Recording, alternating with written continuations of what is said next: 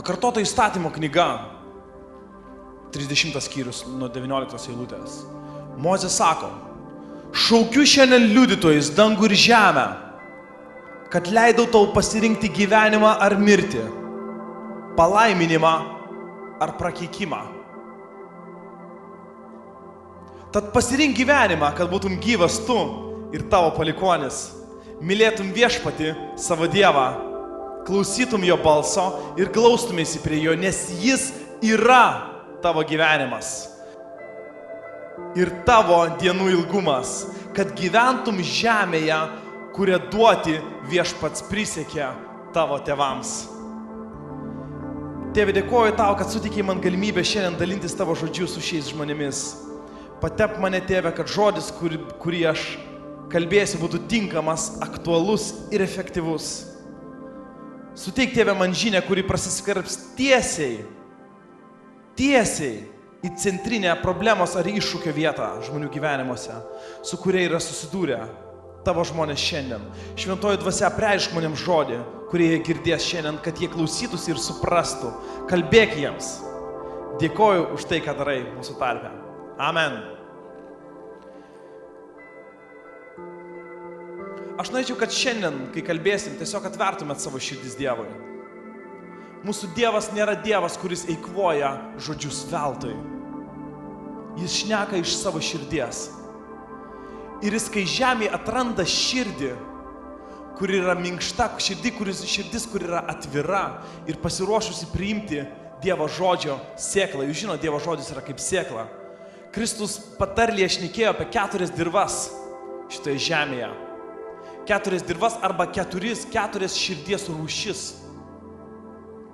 Ir mes žinom, tik viena iš šitų širdžių priėmė žodį, išlaikė žodį ir vėliau davė derliaus.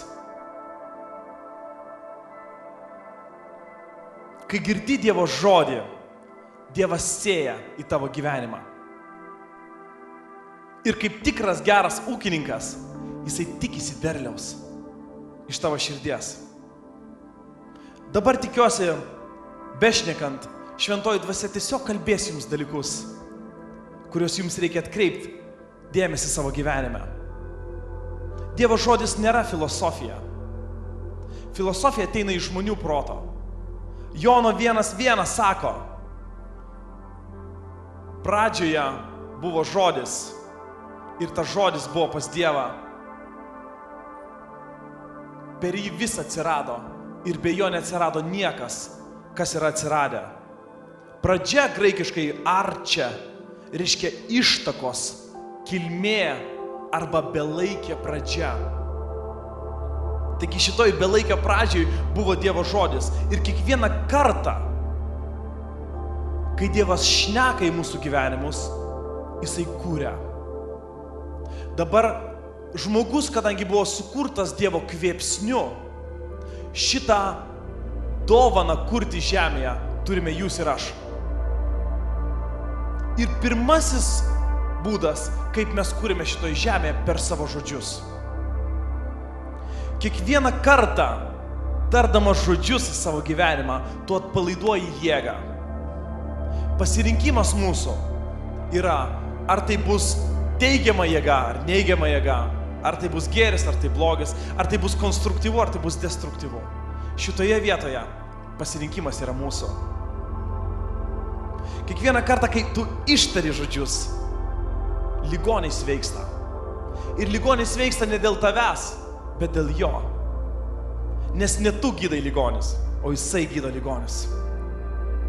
Bet matot, Dievas šitoje žemėje, kaip pasakyti, supraskit mane teisingai, neturi kitų būdų tik tai kaip veikti per žmonės. Ir per dažnai pasakysiu, žmogus tampa jam kliūtis veikti šitoje žemėje. Mes stabdome jo veikimą, bijodami, neišdrįsdami, prisidengdami stereotipais arba taip, kaip apie mus kiti sako, o ką jie pagalvos, koks skirtumas, ką jie pagalvos. Jeigu šiandien aš galiu padėti žmogui, išgelbėti jo likimą, išgelbėti jo gyvenimą, pakeisti jo likimą, man nėra ko bijoti. Jono 6:36 sako, žodžiai, kuriuos jums kalbu, yra dvasia ir gyvenimas. Taigi mūsų žodžiai nėra tiesiog paprasti žodžiai, kurias mes sakom. Mūsų žodžiai iš tikrųjų yra dvasia. Dievo dvasia, kuri gyvena mumise. Pakartoto įstatymas sako, šaukiu šiandien liudytojais dangų ir žemę, kad leidau tau pasirinkti. Kad leidau tau pasirinkti. Gyvenimą ar mirtį, palaiminimą ar prakeikimą. Tad pasirink gyvenimą, sako. Iš vienos pusės Dievas kaip ir pataria, bet iš kitos pusės jis kaip ir įsako mums, ką mums reikia daryti. Žinai, yra 3 atsakymai ir vidurinis atsakymas yra apibrautas, kurį mums reikia pasirinkti. Tai testas, kuris jau yra iš esmės išlaikytas.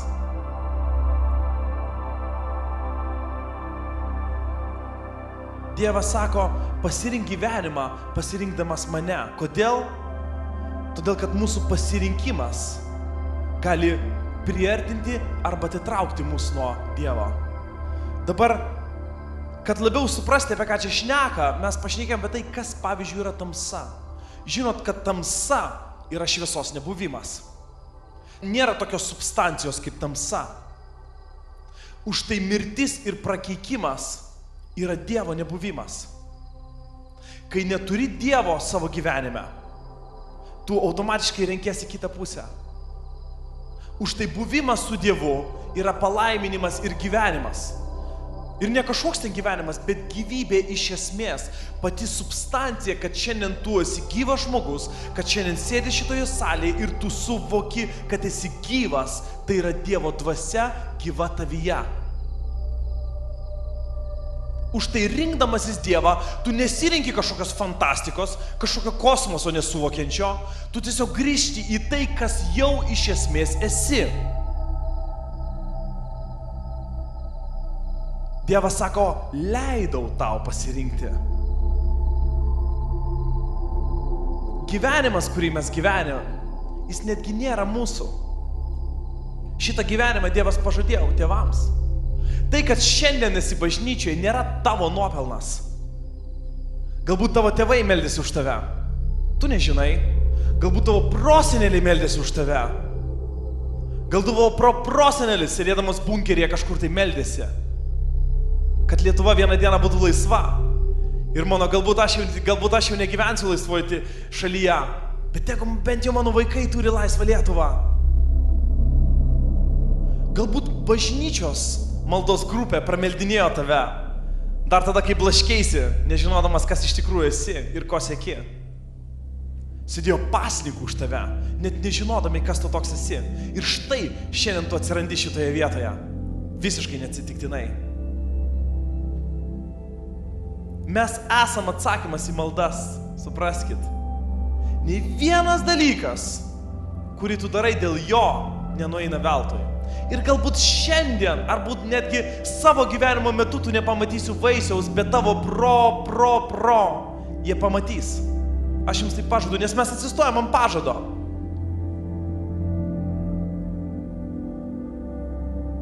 Nes jis yra tavo gyvenimas ir tavo dienų ilgumas, kad gyventum žemėje, kurią duoti Viešpats prisiekė tavo tėvams. Tavo gyvenimas turi likimą, kuris viršyje tavo didžiausias svajonės ir įsivaizdavimus. Tavo likimas yra kur kas didesnis, negu tu gali įsivaizduoti. Per dažnai mes patys save apribojam. Baimėm, kitų nuomonėm. Jeigu tu supranti, kur yra tikrasis tavo tapatumas, Kristuje. O kas yra Kristus? Kristus yra kelias, tiesa ir gyvenimas. Jeigu tu ant jo uždedi savo tapatumą, tai kas tu esi, tada tau labai lengva. Tada tau pasidaro lengva. Tada tu žinai, kad tu esi nemirtinga siela, gyvenanti mirtingame kūne. Ir tu esi atsiųstas, tu turi va tik tai tiek laiko turi. Va tik tai tiek laiko, per kurį gali kažką tai padaryti gero šitai žemėj. Žinot, kurdamas žmogų, jeigu netgi va taip pasakysiu, netgi jeigu neturi kuo didžiuotis šitoj žemėj, prisimink vieną dalyką, kad kurdamas visą kūrinyje, visą visatą, Dievas ją kūrė savo žodžiu. buvo ištarta ir kūrėsi, bet pasikurdamas žmogų, jisai pasilenkė ir įpūtė į savo dvasios. Pats Dievas yra prisilietęs prie tavęs. Jo kvėpsnius šiandien tu esi gyvas. Aš kalbu tai, nes aš noriu atstatyti mūsų sugriautą vertę. Aš suprantu, kad mūsų proseneliai buvo tremti, nutremti. Bet šiandien mes esam naujas kūrinys. Tavo vertė yra kitkame. Jeigu galvoji, kad šiandien dėl to, ką esi padaręs, Dievas tave mažiau myli, arba dėl to, kad kažką tai padarėjai, jis tavęs nemyli, tai aš pasakysiu, tai yra melas iš pragaro ir Biblija tame pagrindo tu nerasi.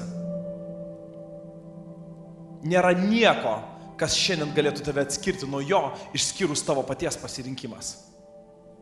Sako, šiandien šaukiu liudytojus dangų ir žemę, kad leidau tau pasirinkti gyvenimą arba mirtį, palaiminimą arba prakeikimą. Už tai sako, pasirink gyvenimą.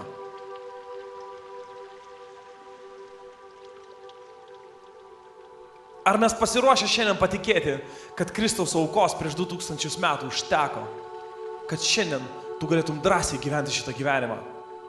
Ar mums užteks drąsos?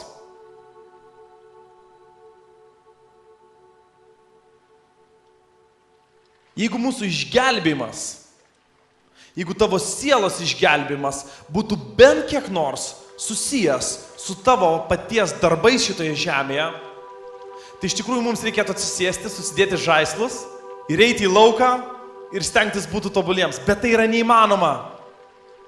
Tai yra neįmanoma. Taip savo darbais mes patvirtinam, mes parodom savo tikėjimą. Bet mūsų išgelbėjimas, mūsų nemirtingos sielos išgelbėjimas neturi nieko bendro su tavo darbais. Jis turi viską bendro su Kristumi, kuris prieš 2000 metų numirė už visus tavo ir mano darbus. Už visus, kuriuos mes padarėm ir kuriuos dar padarysim. Už tai šiandien nuodėmė mums nebėra problema. Problema yra pasirinkimas.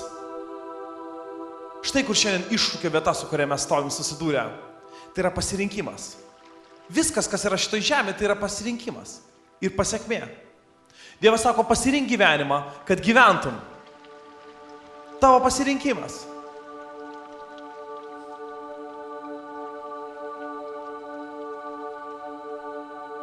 Dvidešimta eilutė sako, nes jis yra tavo gyvenimas. Pati gyvybės substancija, kuri yra tavyje, yra jo ir priklauso jam. Ir net nesvarbu, ar pripažinsi tu tai, ar nepripažinsi, vis tiek vieną dieną pripažinsi. Sako, visa žemė bus pripildyta mano šlovės. Dievas šneka pranašų lūpomis. Kaip žemė bus pripildyta jo šlovės? Tai tavo ir mano. Mes esame šitoj žemėje, kad per mus prisipildytų šitą žemę šlovės. Kad padaryti kažką gero savo kaimynui. Realiai paimti ir padaryti kažką gero. Apkabinti tiesiog. Rabinė Estelė Frankel apie momentą, kada tu supranti, kai tu prabundi, šneka tokiais žodžiais. Sako, dvasinis prabudimas yra apreiškimas. Dvasinis prabudimas, momentas, kada tu suvoki tai. Tai nėra tiesiog filosofija, bet tai yra apreiškimas. Tu tai suvoki iš esmės. Kuri myli sielą, bet ego bijo kaip mirties. Tačiau šita mirtis įsivaizduojama atneša gyvenimą, nes kaip žmogus miršta savęs, kaip atskiro individo suvokime, jis momentaliai prisijungia prie visumos, kuri ir yra Dievas. Dvasinio prabudimo momentu mes suvokime, kad nesame atskira sąmonė. Atskiras asmuo, gyvenantis išskirtinai aš individo suvokime, tačiau neapsakomos, neišreiškiamos vienybės su Dievu dalis. Ir apaštalas Paulius Naujajame testamente labai gražiai tai viską apjungia, sakydamas, jūsgi gavote ne vergystės dvasią, kad vėl bijotumėte, bet gavote įsūnystės dvasią, kurią mes šaukiame Abba Tėve. pati dvasia liudija mūsų dvasiai, jog esame Dievo vaikai. Va ta substancija, kuri teikia gyvybei tau, liudija tau apie tai, kas tu esi iš tikrųjų šiandien. O jeigu esame Dievo vaikai, tai ir jo paveldėtojai. Jeigu tu esi Dievo vaikas, tai šiandien šitie pažadai apie žemę, kurią Dievas pažadėjo tavo tėvams, šiandien priklauso tau. Dievo paveldėtojai ir Kristaus bendra paveldėtojai. Jeigu tik su juo kenčiame, tai ir su juo būsime pašlovinti. Aš manau, sako, jog šio laiko kentėjimai nieko nereiškia, lyginant su būsimąja šlove. Tai, kad tu galvoji, kad šiandien yra kentėjimai, kurios tu beveik negali išstovėti, jie nieko nereiškia prieš amžinybę, kuri mūsų laukia.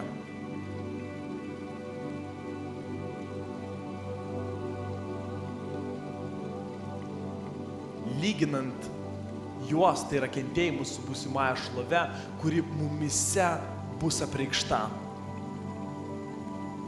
Šiandien tu esi didžiausias stebuklas. Va tokia yra galutinė linija mano. Tu šiandien esi didžiausias stebuklas šitoj žemėje, suvok. Iš milijardų, trilijardų galimybių būtent tu atsiradai čionais.